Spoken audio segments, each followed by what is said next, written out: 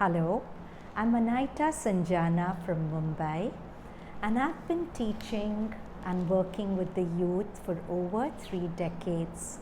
Currently, I'm teaching yoga as a curricular subject to girls at a school in Mumbai called the J.B. Patel High School for Girls, where I've been teaching for the past 30 or so years. So, let me begin with a story of a boy I once taught. I also taught at the Bombay International School in Mumbai for 15 years, and this is a story from those days.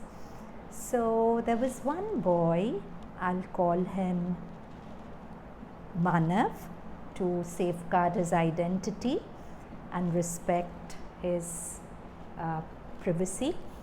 So Manav once came to me, to my yoga class, looking very, very troubled. And I asked him what it was, and he said he just had an AdMath class and he couldn't find an answer to a sum, and this troubled him a lot because he was very, very fond of AdMath. So we went through a whole Hatha Yoga class.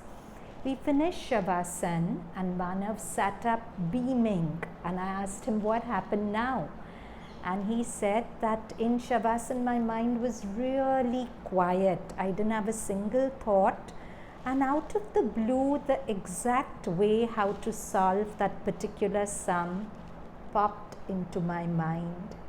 So we think that in order to find solutions, we have to think and overthink and overthink.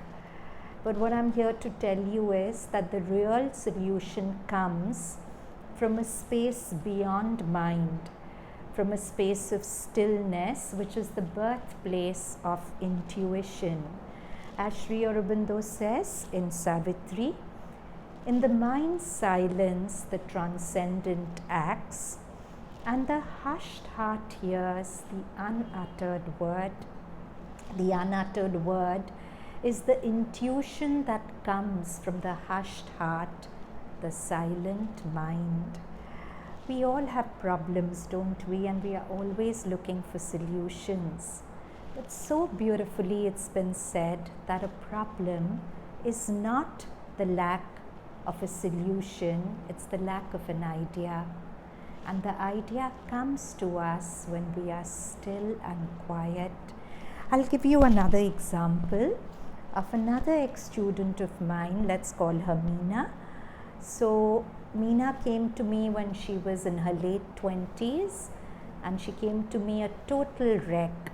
She came to me saying that she was being bullied on the media. People were saying things about her which were upsetting her, and she said she was having a total meltdown. When she wasn't working, she was only crying, and I knew that I would not reach her through words, because through words I wouldn't really be telling her anything she didn't know already.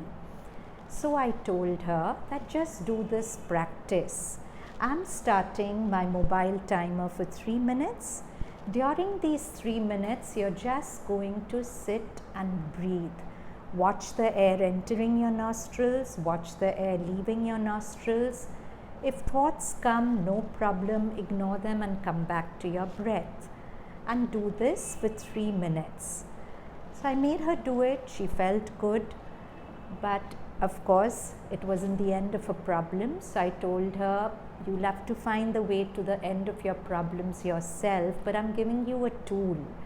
Every 2 hours, you will put the timer of your mobile on for 3 minutes, and you will watch your breath. And she put a reminder on her mobile, and she did this every 2 hours. For 3 minutes, she watched her breaths at periods of 2-hour intervals. She messaged me the next day saying, thank you so much, I feel like a new person. I just realized when I was calm that it was no big deal. The solution was something as simple as I just had to block the people who were bullying me on media. It was as simple as that, but when you're caught up in the cobweb of thoughts, the simplest solutions don't come to your mind. So whenever there's a problem, the best help you can give yourself is to get out of ordinary thinking, silence your mind, and somewhere within you, every problem has a solution. And if you're quiet enough, the solution will present itself to you. So beautiful in Savitri again, Sri Aurobindo writes, "This light comes not by struggle or by thought. The light of intuition comes when we are just silent and with ourselves." So I'm going to teach you a very simple and very powerful way to silence your thoughts. In yoga, we call it the silver bullet, a bullet which hits many targets at one go, because it works on your parasympathetic nervous system. And once you kickstart the parasympathetic nervous system, it sends a message to your thoughts to slow down, for muscles to relax. One of my students brought down her fever by 1 degree simply by doing the silver bullet for 12 minutes. Another student of mine who was very hyper before an ADMAT exam, I made her do silver bullet and she got 99 in that paper, and she said, I was going to drop ADMAT because I never crossed above 85 and it pulled down my whole percentage. But after silver bullet, my mind was so calm that the usual silly mistakes I make just didn't happen. So you'll need a chair, and I'm going to invite my student Ashumi to demonstrate for you. So the chair should be such that when you stand, the seat of the chair should be about the bottom of your kneecap or mid kneecap, so that when you lie down on the floor and you put your calves on the chair,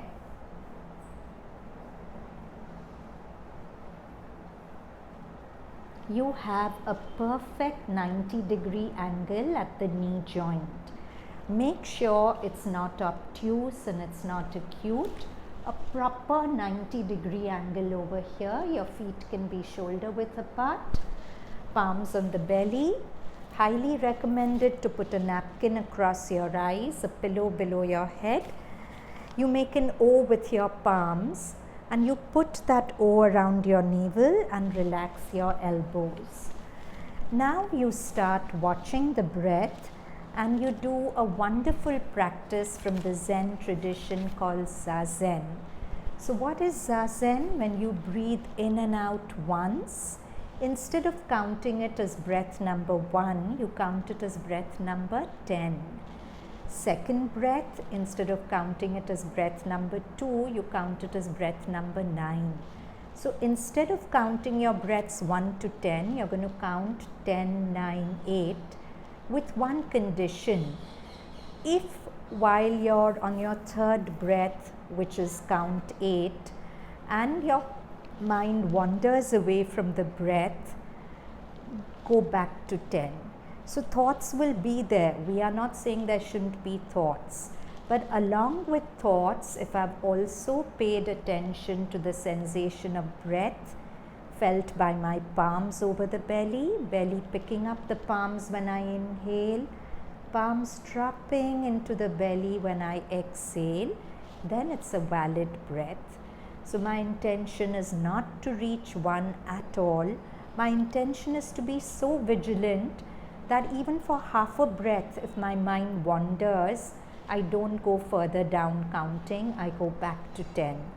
If I reach 1, I go back to 10. So Zazen should be done for about 3 to 5 minutes. Concentration is like a muscle. You start by lifting a lighter weight and build it up. So start with 3 minutes, then build up to 5 minutes. If you find it very pleasant, build it up to 10 minutes.